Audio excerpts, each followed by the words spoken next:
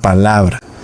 Entonces, ¿qué pasa? No existe sobre la faz de la tierra un idioma que no tenga acento y fonética. Y de esa manera, nosotros confirmamos totalmente que ese lenguaje que pronuncian los pastores evangélicos sin acento ni fonética no es ninguna lengua angelical ni lengua terrenal. Son balbuceos, hermanos. Pero ahora, para empeorar las cosas, imaginémonos que aquí en la tierra todos los idiomas tienen su estructura gramatical, su acentuación y su fonética, y cómo fuera entonces si en el cielo hablaran como balbuceos.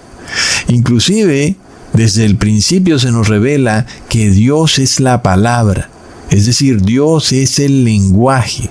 ¿Cómo puede uno pretender creer que en el cielo hablan balbuceos? El concepto es absurdo. Sin embargo, el apóstol Pablo lo deja muy claro. Cuando era niño, balbuceaba como niño. Pero ahora que soy hombre, hablo con lenguaje de hombre, con estructura gramatical, con fonética y acento. Y es obvio que el apóstol Pablo nos estaba advirtiendo que una iglesia conformada por adultos no puede andar balbuceando ni hablando en idioma de bebés, como un idioma sin acentuación ni fonética.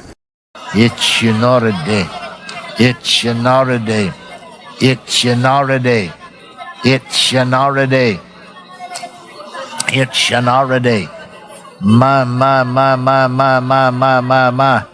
Oh my. Oh my. Oh my. Pe eji enja anda. Miremos que es bastante curioso esto, hermanos. Aquellas iglesias que caen en apostasía se devuelven a la infancia. Sus feligreses se convierten en bebés.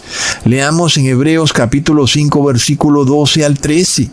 Porque debiendo ser ya maestros, después de tanto tiempo, tenéis necesidad de que se os vuelva a enseñar cuáles son los primeros rudimentos de la palabra de Dios. Y habéis llegado a ser tales que tenéis necesidad de leche y no de alimento sólido. Y todo aquel que participa de la leche es inexperto en la palabra de justicia, porque es niño. Entonces, aquellos que han desperdiciado el tiempo, no han aprendido ni ejercitado su intelecto en la palabra de Dios, de repente se devuelven hacia atrás, inclusive cuando eran bebés. Aunque son adultos, se convierten en adultos infantilizados que balbucean como bebés y que no pueden recibir el alimento sólido, como un adulto que come carne, sino que ahora son bebés que hay que darles leche.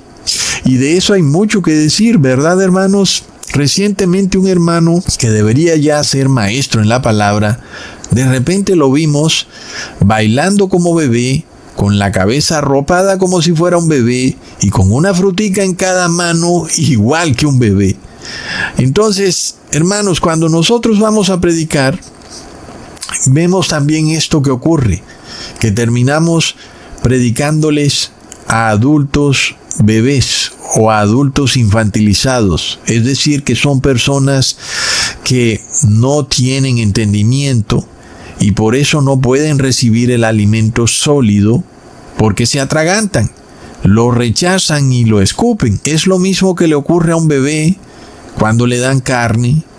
Y a ese bebé, como no está acostumbrado a masticar, le da pereza masticar y escupe la carne. Y luego pide que le den algo blandito, como la papilla, porque no hay que masticar nada. Así tenemos a millones de cristianos. Y es un problema recurrente que tenemos nosotros cuando vamos a predicarles, porque tenemos al frente a un ser incapaz de recibir alimento sólido, como el que comemos aquí, cuando hablamos de profecía, y vamos al fondo de todo, inclusive mirando el significado de cada palabra de la Biblia en el idioma original. Y sin embargo, esto no es lo que hacen los cristianos hoy en día. Ellos van a las iglesias no a aprender, van a divertirse. Les ponen canciones de cuna para que bailen y empiecen con las palmas, a dar palmas como un bebé y luego a bailar. necesitan escuchar canciones pegajosas y ser entretenidos con lucecitas y brincando, y luego también con milagros, señales y maravillas. De otra manera, estos bebés adultos se van durmiendo, y por eso sus pastores también les hablan como bebés. Ata, raka, shika, prashika, rococo. Qué tremenda ironía, hermanos. Es de locos, pero miremos cómo el apóstol Pablo revela esto de una forma contundente que inclusive es hasta impresionante. Y nosotros de nuevo estamos partiendo de un punto bastante claro. Todo idioma tiene fonética y acentuación. Y eso es lo que falta en estas lenguas que pronuncian los pastores evangélicos. Miremos lo que el apóstol Pablo dice al respecto. En 1 Corintios capítulo 14, versículo 7. Ciertamente las cosas inanimadas que producen sonidos, como la flauta o la cítara, si no dieren distinción de voces, ¿cómo se sabrá lo que se toca con la flauta o con la cítara? Hermanos, es de locos. Miremos que en el lenguaje musical solo hay 7 notas, ¿ok? Do, re, mi, fa, sol, la, si, do. Y si le pedimos a un robot que nos pronuncie o nos cante esas 7 notas musicales, nos va a dar sonidos sin distinción de las notas. Do, re, mi, fa, sol, la, si, do. Pero si le pedimos a una persona que le ponga acentuación a las notas musicales, entonces vamos a tener música. Y por eso de 7 notas se produce tal cantidad de géneros musicales, cada uno con su ritmo. Cuando un niño empieza clases de música, lo que el profesor le pide es que empiece a recitar do, re, mi, fa, sol, la, si, do, sin que le ponga ningún tipo de acentuación ni de distinción a las notas. Y luego, cuando va avanzando, entonces empieza a darle distinción a cada nota, y ahí es cuando aparecen los géneros musicales. Y este niño ya deja de ser niño y empieza a comportarse como un músico de verdad. Miremos cómo esto lo revela el apóstol Pablo en el siguiente versículo. Y si la trompeta diere sonido incierto, ¿quién se preparará para la batalla? Está claro. Todos hemos visto una trompeta cuando se sopla, el sonido es incierto. Pero si tú aprendes a ponerle énfasis y estructura, entonces esa trompeta te puede generar un toque de batalla, y eso hace que las personas se preparen para la batalla. Vemos que el apóstol Pablo es consecuente con lo que significa la verdadera unción para hablar en lenguas. Debe ser un lenguaje que nos lleve a un acento y una fonética que nos permitan a nosotros entender el significado de las palabras. Y esto lo revela el apóstol Pablo. En los tiempos finales vendrían falsos pastores a balbucear supuestas lenguas angelicales sin dar un sonido certero, comportándose como bebés adultos que no tienen ni fonética ni acento. Y eso lo sabe una madre. No es lo mismo un bebé que dice mamá a un bebé que dice mamá. El segundo puede ser un llamado de auxilio, ¿verdad, hermanos? Toda palabra sin acento ni fonética es una palabra plana que no tiene sentido. No se puede llamar a ese lenguaje como lenguaje de Dios. Y es que más bien lo podemos llamar lenguaje de ángeles caídos. Sigamos leyendo en los versículos 9 al 11 del mismo capítulo. Así también vosotros, si por la lengua no diereis palabra bien comprensible, ¿cómo se entenderá lo que decís? Porque hablaréis al aire.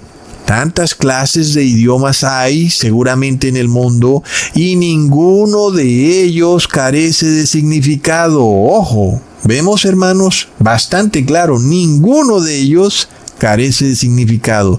Pero si yo ignoro el valor de las palabras, seré como extranjero para el que habla, y el que habla será como extranjero para mí. Tremendo. Entonces, parece que el apóstol Pablo en algunos momentos se contradijera, pero ocurre que es que lo estamos sacando fuera de contexto.